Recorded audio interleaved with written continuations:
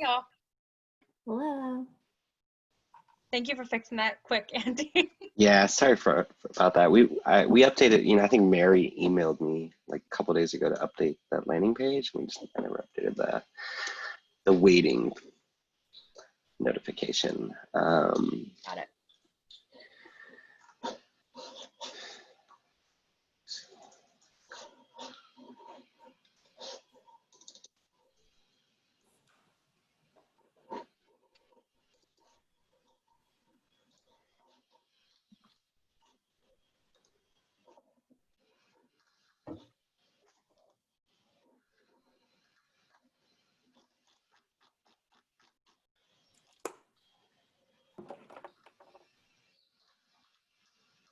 Thanks, Andy.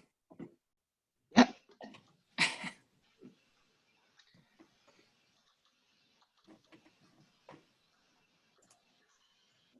think we had to cut off one of the sessions, so hopefully they're not pissed off. Okay. We're going till 2:55. I think that's enough. So. And they had to get here anyway, so. Yes, they had to get here. So I don't see the last presenter, David McMillan, quite yet. Maybe he was in that session. Dave McMillan. He knows to be here. We've been communicating all morning. So I'm sure he'll be here in a moment. And I have my the closing presentation slides to start sharing when we open it up. And Jeremy, I have something to give you. Oh no, what? Which direction? I'll do it a pass backwards. I'll pass it backwards. Why is it not showing up? I almost threw this out the window. Don't do that. Floating gavel over there. Yeah, I don't know why it's like it's doing that.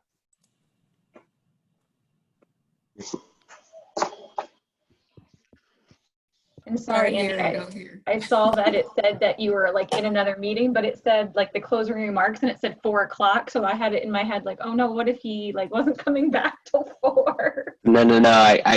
I completely ignored that part of the notification and was like, everything looks fine to me. And then I realized that was the incorrect time. But obviously it makes sense that you were probably in another one too. So. Yeah, I think we had to actually cut off another one, but it's okay. To Owen's point, we had to get that one in here. So. Hey, Jeremy, can you Yeah. speak again? Speak. Hello. Yeah, hello, just test. Your hello. microphone's coming in like really soft compared to everybody else. Let me see. hello. Can you hear me? Yeah, Is that much better? Oh, Yeah, much Better. better. Yeah. that's good. Okay. Thank you. I like the way your jacket looks with the PACAC pennant. Thank you. Quite keep presidential. I keep wanting to say, I'm not wearing shoes. This is weird.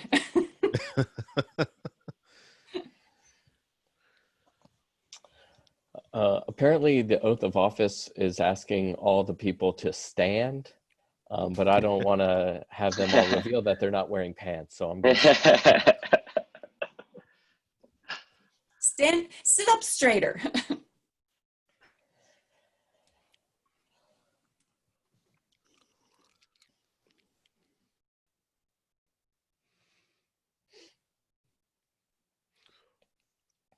Here we go.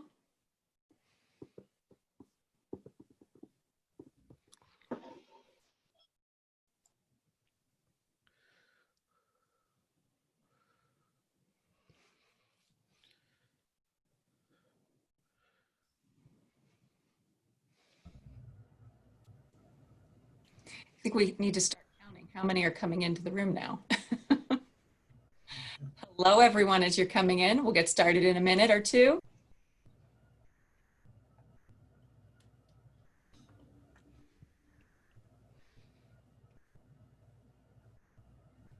Nice flowers, Mary. It's like your flowing water last week. Well, for our last session, I did have to change to my Gettysburg College background. So these are our wonderful orange tulips in front of our library. So Welcome to Gettysburg, everyone. And of course, Andrea, our wonderful executive assistant, her favorite color flower is orange. So this is for you also, Andrea. Mary, I was just going to note that you look like you're smiling a little bit more right now because you know you get to hand this off to Jeremy pretty soon. Only a few more minutes, a few more minutes. I just want to go on record as I didn't vote for that guy. I didn't vote for me either. I don't know how this happened.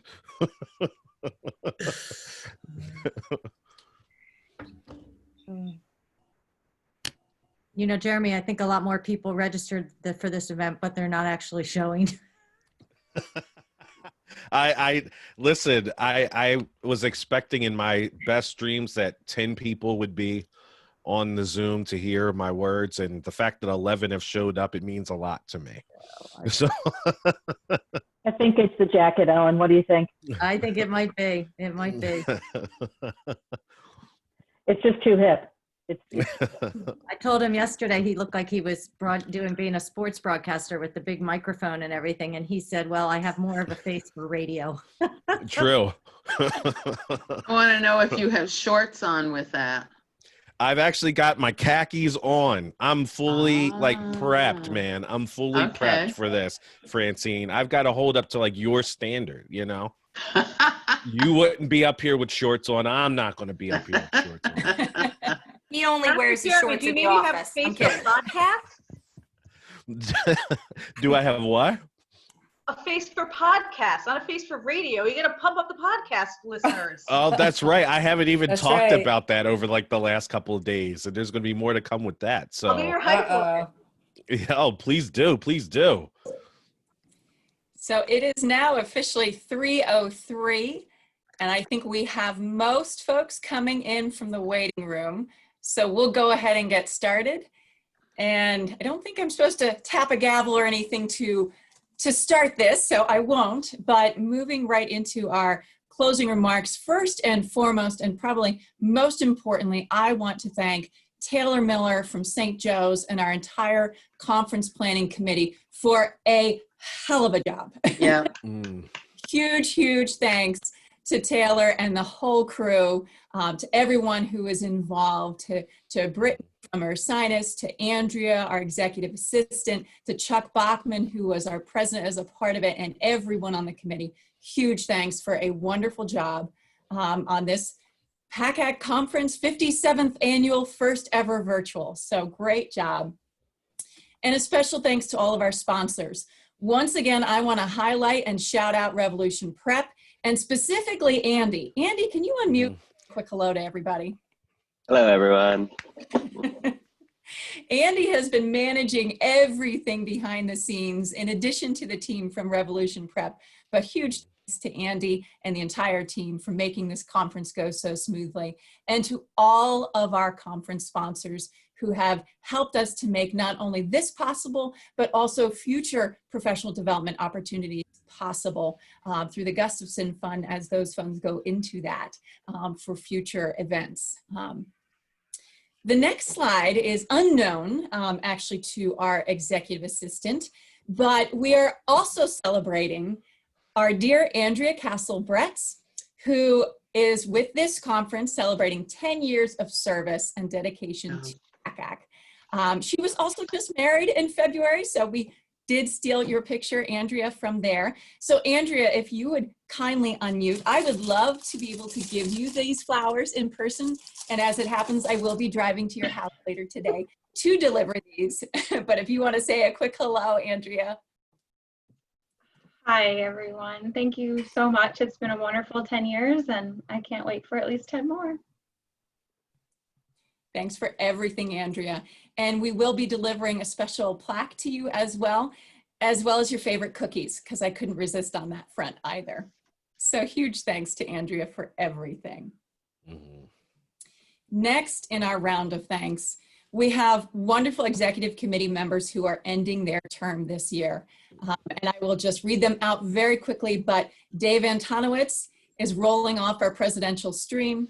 Dave Weisbord has been our 4th year running as in the treasurer stream.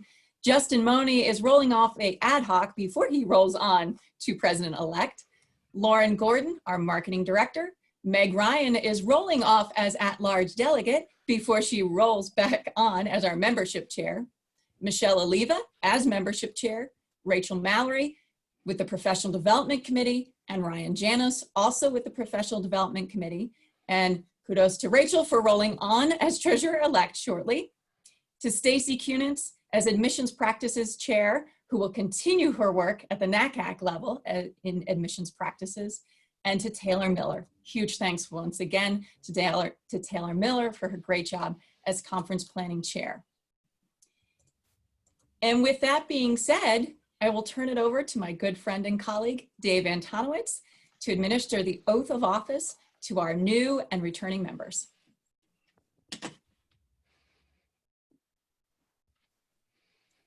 Thank you, Mary.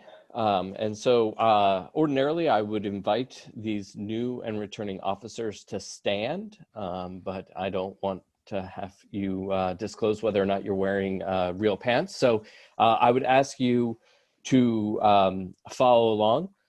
It's an honor for me to administer the oath of office to the newly elected members of the Executive Committee. As I install the new president-elect and committee members, I invite all members to renew their individual commitments to the words and spirit of the following reading. As the installing officer, I ask you to raise your right hand and listen as I read the pledge of office. As an officer or member of the Executive Committee of the Pennsylvania Association for College Admission Counseling, I will serve as a steward and guardian of PACAC's values, vision, mission, and resources. Be an active participant in PACAC's strategic decision-making and in setting strong, clear strategic directions and priorities for all of PACAC's operating units and programs. Foster strong PACAC member involvement in national, state, and regional associations. Ensure that PACAC's image and relationships with key stakeholders are positive and that they contribute to our organization's effectiveness and success. Be accountable to the members of this association and devote my full energies in support of the needs of all students in the school to college transition, counselors who support their transition, and admissions and financial aid professionals engaged in this process. Please unmute and state, I will. I will. I will. I will. I will. I will. I will. Through the authority vested in me, I declare you are President-elect, Treasurer-elect, and members of the Executive Committee. You will begin your term of service at the close of this conference. Thank you and congratulations.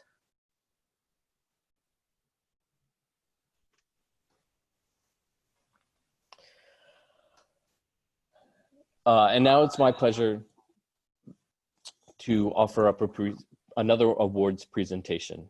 Emeritus membership is extended to those longstanding members of the organization who have retired from full-time responsibilities. In order to be considered for the award, the individual should have been highly visible in PACAC and have been a dedicated professional. This award gives lifetime individual PACAC membership. I now welcome Dave McMillan to present this award.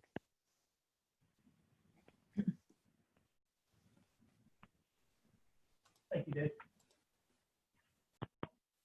Over 50 years ago, this young woman began a storied career. First as an English teacher at Millersville, Elizabethtown, Penn State, and then later sinking her roots at Lancaster Country Day School. She has directed that office since the mid-1980s, and I started to think just how long that is and just how much she has seen. She has grown from the mimeograph and the typewriter to the laser printer. Snail mail and phone calls have been replaced with email, Naviance, and email. She is grounded with a superb foundation of English literature and is a razor-sharp grammarian. And growth has always been part of Linda Campbell's psyche, but more so are her connections. She has traveled extensively with her husband, Jim, friends, and our own connection began in 2012, both through NACAC. We've traveled to a variety of meetings in Philadelphia and New Jersey, and to the Fitzwilliam Conference in New Hampshire. And I learned to keep quiet because I could learn so much from what she has done over the years. She has traveled to every corner of the earth. She's been on every tour that every high school college counselor wants to get on. And I realized that I used that word every a lot in that last sentence. But Linda has been everywhere. She's gotten involved in countless endeavors. She's known extensively, and she's respected by everyone. She's been a source of support for both her students and her friends over the years, and she continues to connect with them frequently.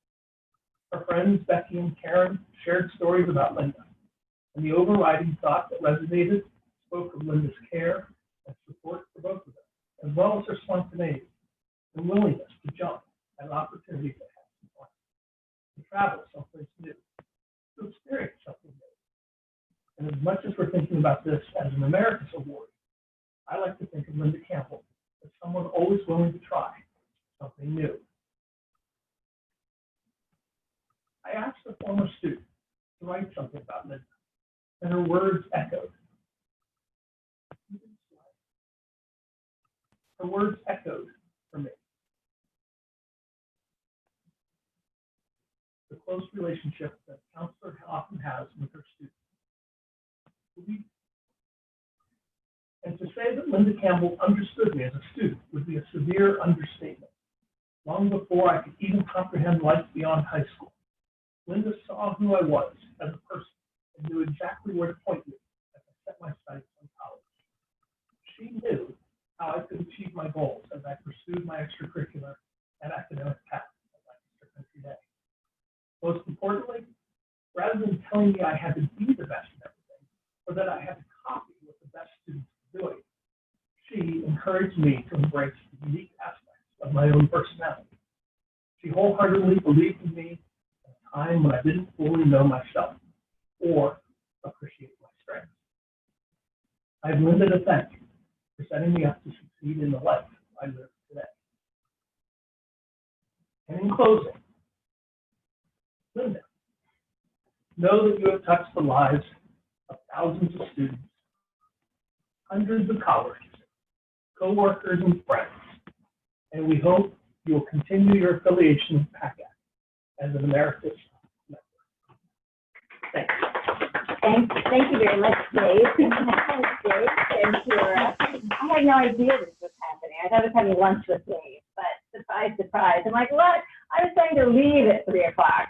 So he's like, no, come in here. You have to sit beside me. I'm like, do I have to sit beside you, really? So he just said that about talking, because I talk too much. I'm sure that's what he meant. But thank you all. I appreciate the friendships, the relationships. I feel like crying right now, so I'll stop and say thank you. Thank you, Dave. And thank you, guys. Thank you very much.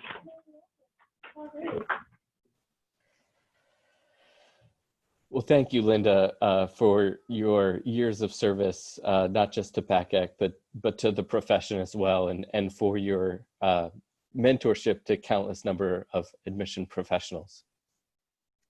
And congratulations. At this time, it is my distinct pleasure to present the President's Plaque to Mary Smith. I think just about every person rising into the role of president at some point in time says publicly and probably privately, boy, I just really hope I don't screw this up. We all take and place an immense amount of pressure on ourselves to live up to the standard that previous presidents had set and the way that they had advanced the association. We all, as presidents, face a different amount of stress and challenges, and I really can't understand or comprehend more challenges being thrust upon a president in a short amount of time than the different challenges that Mary faced this year. I want to thank her for her steadfast loyalty in guiding the association and making sure that every single part was moving towards a common goal and with all the support necessary and needed to achieve that goal. With this virtual conference being the culmination of all that pivoting and moving in different directions. In addition to presenting Mary with the President's plaque from PACAC, I also have the honor of presenting her with this plaque from NACAC, which reads, in grateful recognition of your dedication and integrity while honorably serving as president of the Pennsylvania State Association for College Admission Counseling. I can think of no truer words that reflect Mary's leadership during this past year. And so with that, congratulations, Mary Smith, and thank you for your service to PACAC. Thank you, Dave. And thank you everyone for all of your kind words in the chat and just all in the last year. It has truly been an honor and a privilege to serve this organization. And ironically, Andrea handed me the plaque as we were exchanging items the other weekend. But thank you so much. And huge thanks to you, Dave, as you rotate out of the presidential stream. Dave has been absolutely phenomenal, both as a mentor and as a friend this year. So right back to you, Dave. I couldn't have done it without your involvement and engagement throughout it all. So thank you to you as well, Dave. And with that being said, it's time to pass said gavel. So I have my gavel, and I am very privileged to pass it somehow through the screen to our wonderful, now current president, Jeremy Branch. Jeremy, it's all yours. Thank you, Mary. Thank you so very much. I echo those same sentiments that you said towards Dave, to both of you. It has been awesome to serve with both of you in this interesting year. And it was funny when I received the nomination to serve in the presidential cycle, two people said the exact same thing to me at different occasions. Dave Antonowitz said this to me, and Ian Harkness, former president of PACAC, said this. They said, do not rush the 3 years away.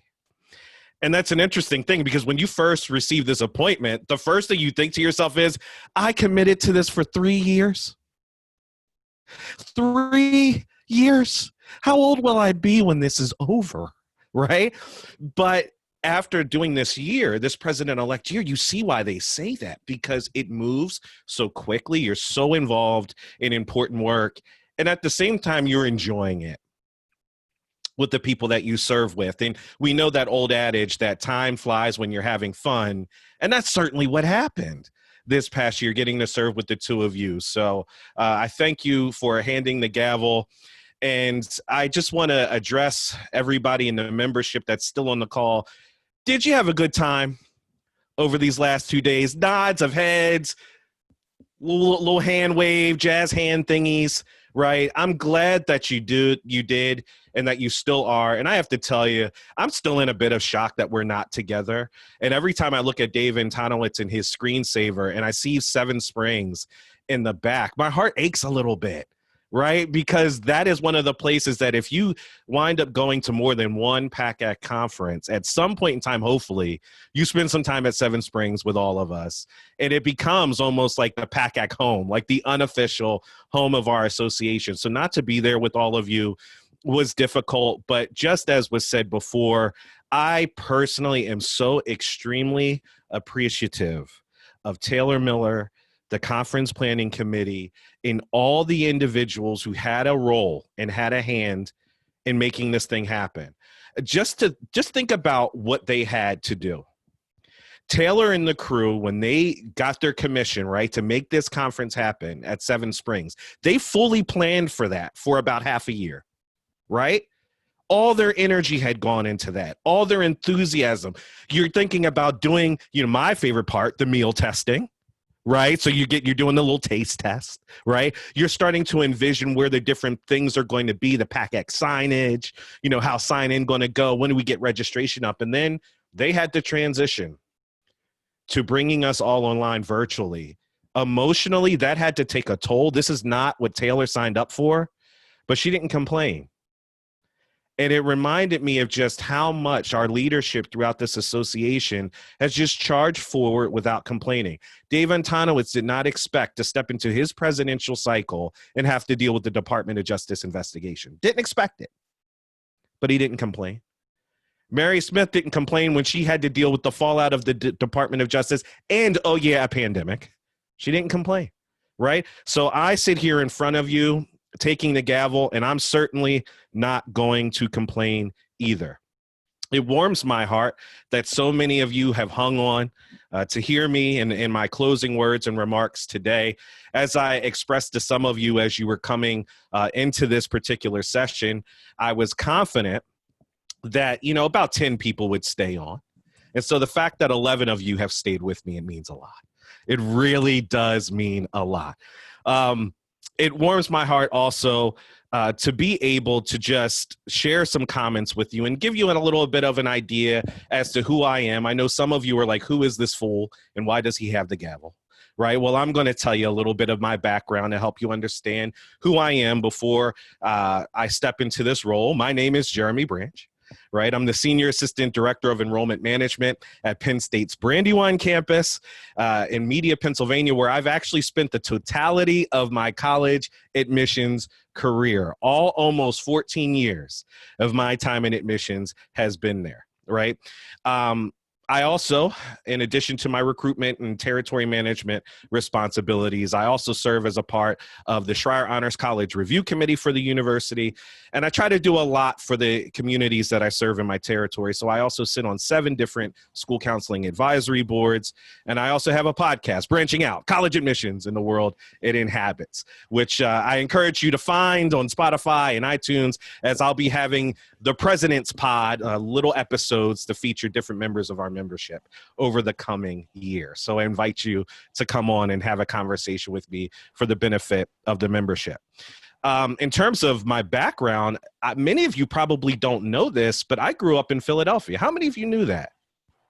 I grew up in Philadelphia, actually in particularly West Philadelphia. West Philadelphia is where I was born, it's where I was raised, and in the playgrounds is also where I spent most of my days. I chilled out, I relaxed, I maxed out all cool, and I shot a lot of basketball after school. But then there came a time where a couple of guys that just weren't up to any good started making trouble in my personal neighborhood, and my parents got scared. And they said, you're moving with the whole family out to Wallingford, right? That actually, the Fresh Prince theme song is actually in part my life story. We lived in Philadelphia till I was 11 years old. And unfortunately, due to some changes in the environment and in our beloved neighborhood, my parents made the choice to move us out to Wallingford. So I spent all of my middle school years and my high school years in the Wallingford Swarthmore School District and my graduate of Strathaven High School. Then I went on to Penn State's Brandywine campus, where I studied communications, and now where I work now. In terms of my personal family, I am married to my darling wife, Leia. Yes, she is named after the princess in Star Wars, and yes, it is religion in my household. And we have one child, our baby boy, Brooks. We call him the Great Golden Baby, right? He's almost 8 years old, and he had to endure this first grade year dealing with the pandemic, which was definitely a challenge. And I know all you parents out there can certainly relate to that. Outside of work and family, many of you who know me well know that I'm a very spiritual man. I actually serve as one of the overseers in my congregation and do a lot of teaching assignments through that. I love sports. I don't care what sport it is. I don't care if it's 2 boys in the backyard throwing a ball. If it's televised, I will watch it. Right. And out of all my interests, I say my number one interest is probably music. I love music. I was in a punk band in college. Many of you don't know that. A lot of my leanings are still in that community and the various subgenres, but I also love classic rock like the Grateful Dead and a lot of jazz as well. All right. But if I was to think of one descriptor, one thing that sums me up in a nutshell, it's that I'm happy. And I hope some of you have seen that when I do your programs and I speak with you and I engage with you through professional development and other things. I'm very happy. But recently, some friends of mine have been a little surprised to hear me still say that, right? Because a lot has gone on in this country and around the world. We've spoken about it a lot over the last 2 days, but you know, these 6 months have been really hard. Think about it. The world has been victim to a pandemic. So our lives, our routines, our plans, our profession has experienced a lot of disruption. And then you put the cherry on top of all of that, police brutality and the systematic racism that continues to rear its ugly head. has made it even more difficult to deal with. Yet, as we stand at this crucial moment in history, I am happy. Because here, in my little corner of the universe, despite all that is going on around me, I have realized that we have a great opportunity in front of us to dramatically impact the lives of the people we interact with for the positive, especially when it comes to the work we do and the students that we serve. Well, what do I mean by that? Well, let's take the coronavirus as an example, right? That pandemic forced us to transition and to pivot quickly to virtual learning and in short order. This was challenging indeed. But although it has been difficult and it does not replace being in person, we would all prefer that, right? It has created a remarkable opportunity for us here in PACAC and how we serve our membership. The move to virtual instruction has caused us to learn new technologies that maybe we would have put off or maybe never learned before. I think it's safe to say that each and every one of us on the Zoom right now are Zoom experts. And if we had to put a call together, it wouldn't take us any time, right? Well, that's due to the circumstances that we're living in now. It's forced us to rebuild. It's forced us to rethink how we do things. It's forced us to take a look at our programming and to adapt. It's caused us to practice and improve on instructing in this space. Through diligent and deliberate effort, it will allow us to offer more programming directly to our membership. It has been apparent to me over the last 2 days that people are thirsting for connection, knowledge, and training and leadership in the college counseling profession right now. For those of you who attended the Shifting Sands session yesterday, you know that I am very concerned about a few things that face all of you in the work that you do. For admissions counselors, your well-being weighs heavily on my mind right now. You work at colleges and universities where now every Tom, Dick, and Harry wants to know what's going on with the numbers. See, we are used to certain people on our campus being interested in that, right? Our university presidents are always interested in that. And as I remarked yesterday, our finance officers always care what's going on with the numbers. However, I'm sure many of you can agree that now you're hearing from people that you may not have even known worked on your campus, asking you, where are the freshman numbers at? Are students indicating they're going to do a gap year? And it amazes you how many people actually know what a gap year is now, right? Before, if somebody had asked about a gap year, you might have thought that they were talking about a shop at the King of Prussia Mall, right? But now you know exactly what they're talking about, and they know what you're talking about when you mention it. Our admissions counselors are usually the most overworked people on campus. You're the most underpaid. Yet you will be tasked with figuring out how to recruit students in the age of COVID-19, as most likely no one else in your office is an expert on that space yet. How will you do it? For our admissions directors, deans, and vice presidents, right now, I worry about you. Your efforts are constantly being questioned. People who you report to are always asking you, so here's the problem, what are you doing about it? As if this hasn't been a disruption for all of us, right? All of a sudden, you're supposed to be an expert in a space that we didn't even know would exist in the year of 2020. The pressure is mounting on you, and we're starting to come to a really interesting crossroads, aren't we? Where personal values are going to be challenged when institutional priorities may try to usurp them. What will you do?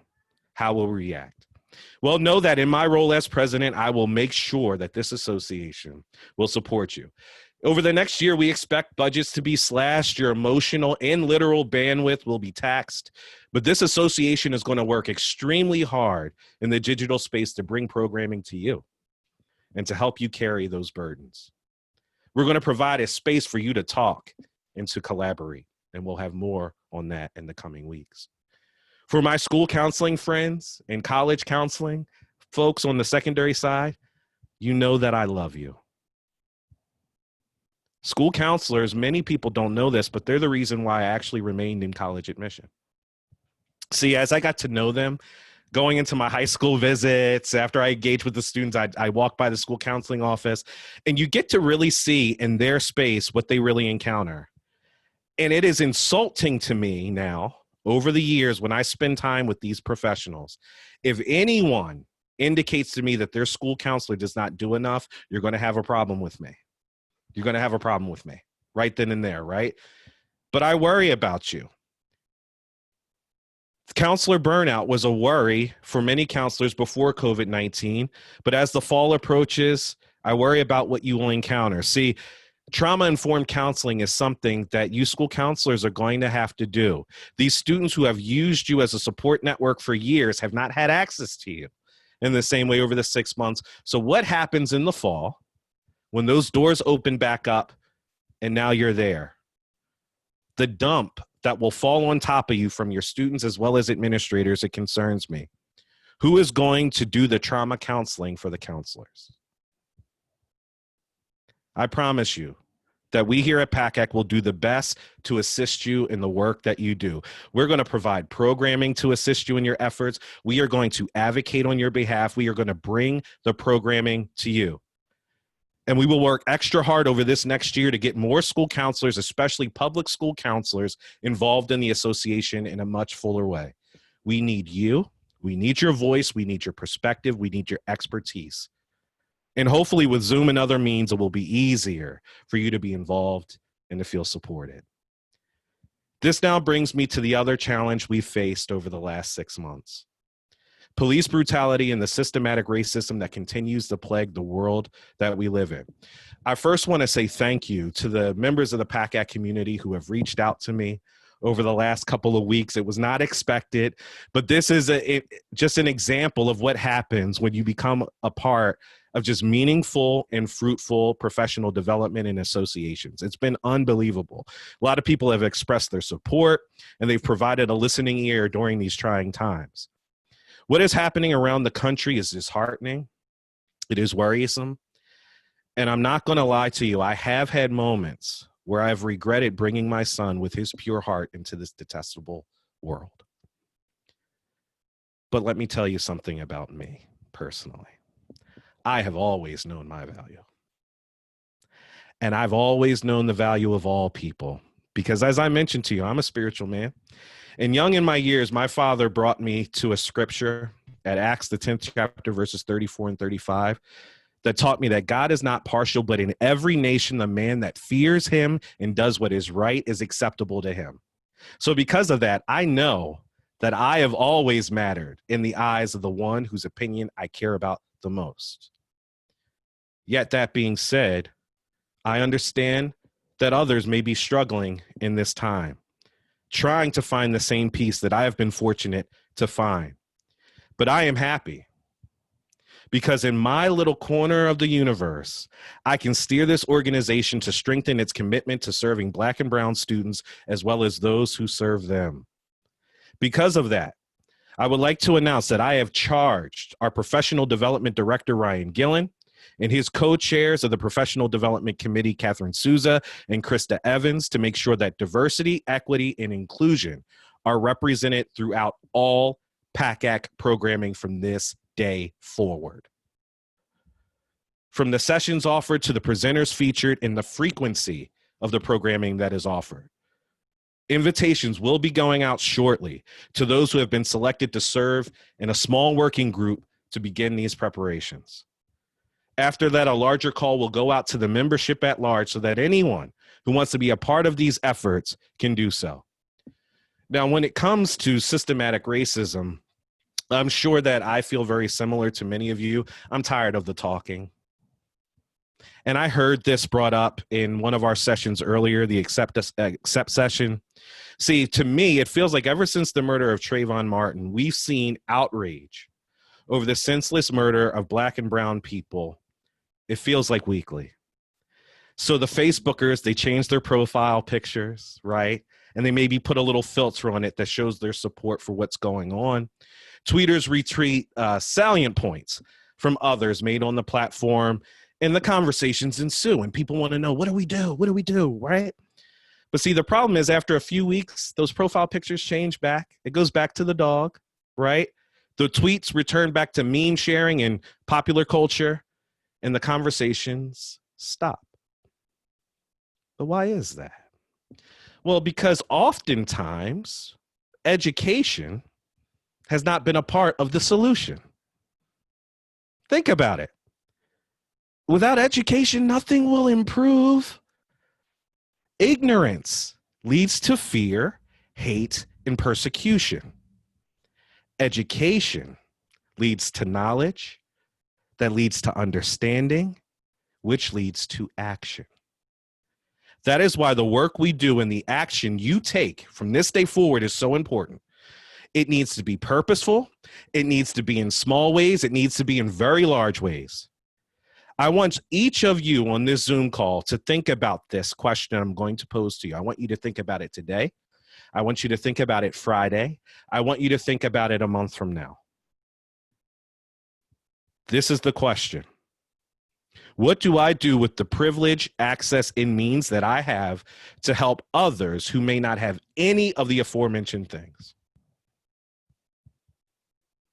I will repeat that. What do I do with the privilege, access, and means that I have to help those who may not have any of those aforementioned things? The real test of how committed you are will be in how you respond, not today, but in the weeks and months ahead. See, at some point, my friends, the streets are going to empty. At some point, the embers of the burning storefronts will go out. At some point, the news media will direct its attention somewhere else, but will you? But will you? Here are a few scenarios that may soon test what you are really about. In your next admissions committee meeting, when that young black male with a good GPA, okay test scores, or maybe no test scores at all, and well-written essay, when that application comes across your desk, will you take those extra moments to dig deeper into this young man's application, regardless of your school's manufactured school profile? Many of our colleges and universities, the means we've used to evaluate students in our admissions offices have been steeped in racism. And we may not feel that in our immediate tenure there, right? Maybe we've been at the institution for 15 years or 10 years, and we're like, I haven't seen that as the motivations, the underlying causes. But see, a lot of times the practices that our colleges and universities have had in place were established 30 and 40 years ago. And I'm going to tell you something. Not every head of an admissions office at that time was a Dale Gustafson. They weren't all like that. So when you have a young man's application come across your table with that fine GPA and an excellent essay, but he doesn't fit your manufactured school profile, how will you respond? When your department interviews candidates for that open position, will you question that one colleague who just always seems to remark, there's just something that bothers me about him or her whenever a minority candidate is being discussed? Will you call them out? Will you show empathy to the first generation black woman on your caseload whose college search is more of a process than a journey because of the lack of support, legacy, or college going know-how that may exist in her home? Will you extend that empathy to her? See, if you're willing to do this in the coming days, weeks, and months for your black and brown students, I applaud you. You are part of the solution. Thank you. But if you are not willing to do that, then you are part of the problem. As you head back to your offices, I hope you feel encouraged. I hope you feel supported. And I hope you feel cared for after these 2 days of PACAC programming. I hope you remain engaged, committed, and thoughtful members of this association because we need you. That call's not just out there for the experts. It's for my young admissions counselors too. Those of you who have only been in the profession 1, 5, 10 years, we need your voice. No one understands these young people, these beautiful souls that we are recruiting, maybe more than you, because you're in closer in age to them. We need you to reach out and be a part, an active member of the PACAC community. Yes, as you go back to your offices, feeling recharged to do the work, know that I'm here in my little corner of the universe, serving you as PACAC president, quick to listen, prepared to speak, and ready to act. Thank you.